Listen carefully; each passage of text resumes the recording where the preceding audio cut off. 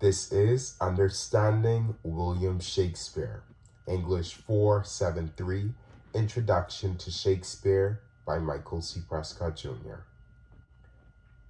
A few content areas that we will be covering today are background information, Shakespeare's work, noteworthy pieces, literary techniques, questions encountered, conclusion, and sources.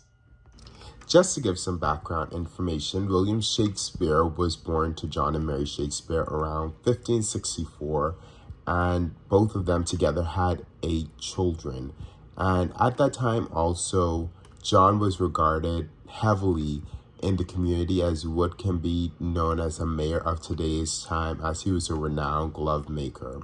And at the age of 18, Shakespeare married Anne Hathaway, and all of them had 3 children, Susanna, Judith, and Hamlet, where those 2 children also had children, but all of the grandchildren died without heirs. So there's no direct lineage to Shakespeare at this point.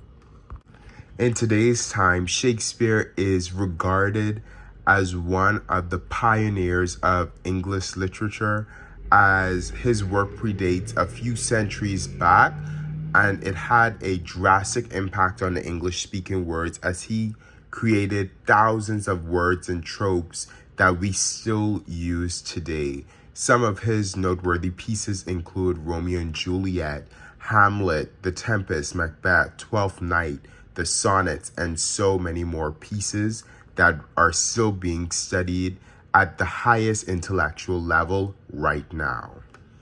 To go into depth with 2 of his noteworthy pieces, and the pieces that I studied heavily for this class, is The Tempest and Hamlet.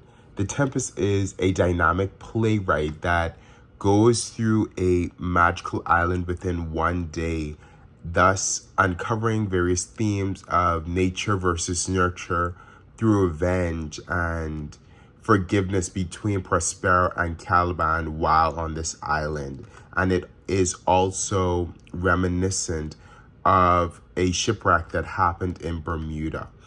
Also, Hamlet is probably one of Shakespeare's more darker pieces, as there is at the beginning a struck of gloom when Hamlet's brother, King Hamlet, was murdered by him, and it just takes a swift turn as Prince Hamlet then begins to bow within himself, and there becomes an air of gloominess that comes along with it.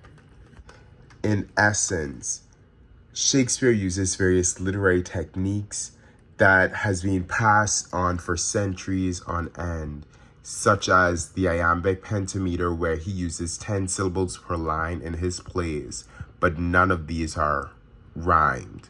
So the rhythmic theme is similar to the strum of a heartbeat.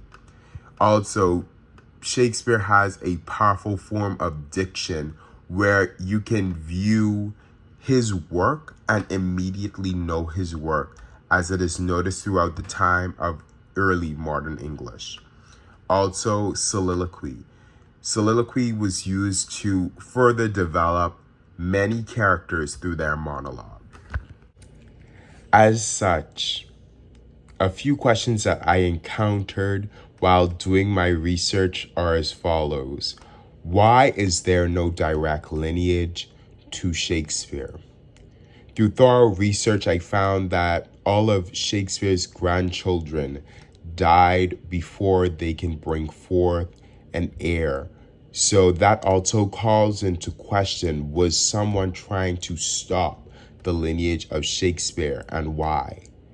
Next question is, why is there no trace of when Shakespeare was born? Even though this question is not really needed, but it is still relevant, because there are dates for individuals prior to and after. It is quite strange for there not to be a trace of the birth date, but rather the date of baptism as the first date. Also, how did Shakespeare die? There is once again no article or documentation on how Shakespeare died. Was he murdered? Did he die of a natural cause? Or was there some underlying issue? Next question is, why does Shakespeare's work have a dark tone? It causes the audience to pick up an air of depression. You kind of empathize with the characters. And I really want to know, why is he trying to portray that? And is he trying to portray that for all of the audience members? The next two questions are as follows. Why are Shakespeare pieces fictional? And how was Shakespeare regarded while he was alive? Most artists' work are not praised until they're dead. And it causes me to question, how did the audiences of that time picked up what Shakespeare placed in front of them?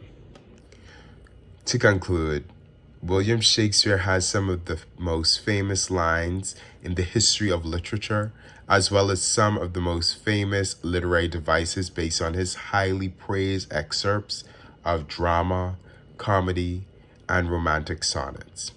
Further, it is also noted that Shakespeare invented thousands of English words, as aforementioned, that are still being used today, as well as the development of the English standard.